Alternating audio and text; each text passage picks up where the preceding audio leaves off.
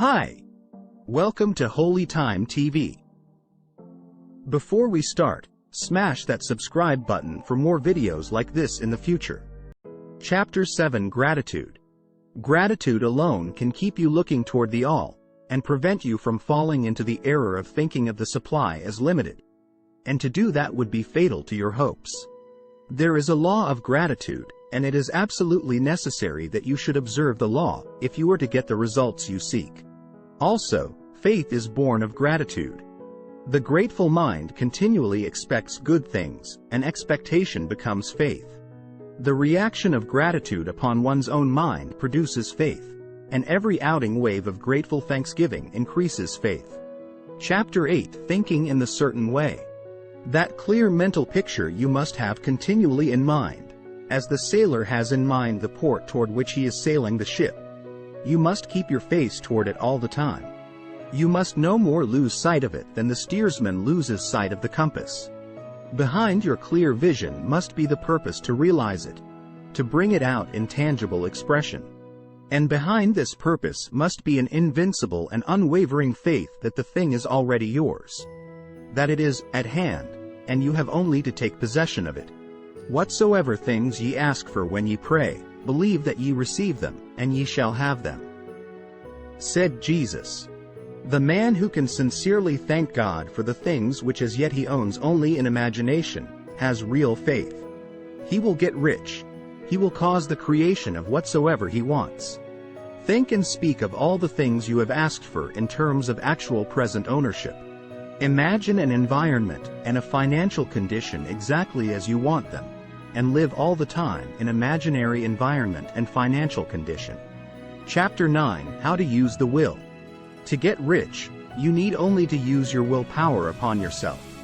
When you know what to think and do, then you must use your will to compel yourself to think and do the right things. Use your mind to form a mental image of what you want, and to hold that vision with faith and purpose. And use your will to keep your mind working in the right way. The picketer of your desires, held with faith and purpose, is taken up by the formless, and permeates it to great distances, throughout the universe, for all I know. Every hour and moment you spend in giving heed to doubts and fears, every hour you spend in worry, every hour in which your soul is possessed by unbelief, sets a current away from you in the whole domain of intelligent substance. All the promises are unto them that believe, and unto them only. If you want to become rich, you must not make a study of poverty. Things are not brought into being by thinking about their opposites. Do not talk about poverty. Do not investigate it, or concern yourself with it. Need mind what its causes are. You have nothing to do with them. Do not spend your time in charitable work, or charity movements. All charity only tends to perpetuate the wretchedness it aims to eradicate. Put poverty behind you, and put all that pertains to it behind you, and make good. Get rich. That is the best way you can help the poor. And you cannot hold the mental image which is to make you rich if you fill your mind with pictures of poverty. What tends to do away with poverty is not the getting of pictures of poverty into your mind, but getting pictures of wealth into the minds of the poor. If you want to help the poor, demonstrate to them that they can become rich. Prove it by getting rich yourself. The only way in which poverty will ever be banished from this world is by getting a large and constantly increasing number of people to practice the teachings of his book. People must be taught to become rich by creation, not by competition.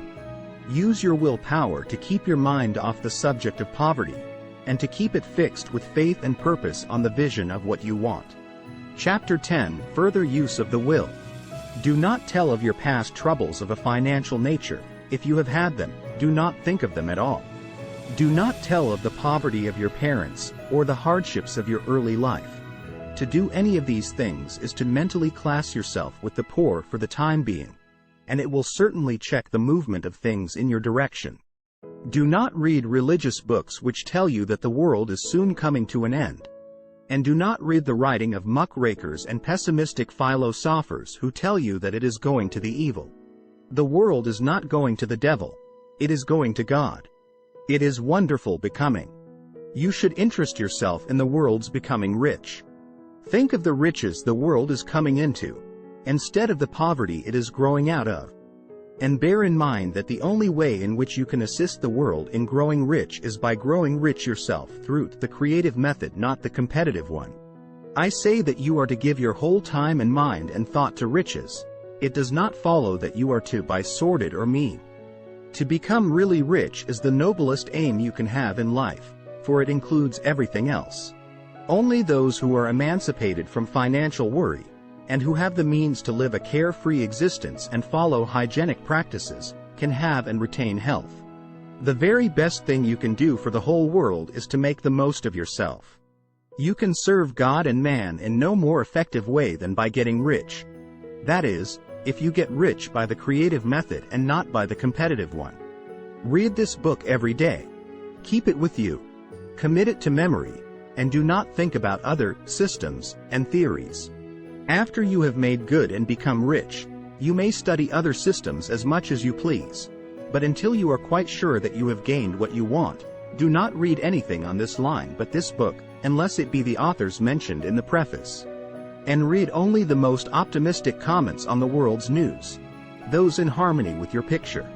There is a thinking stuff from which all things are made, and which, in its original state, permeates and fills the interspace of the universe. A thought, in this substance, produces the thing that is imaged by the thought.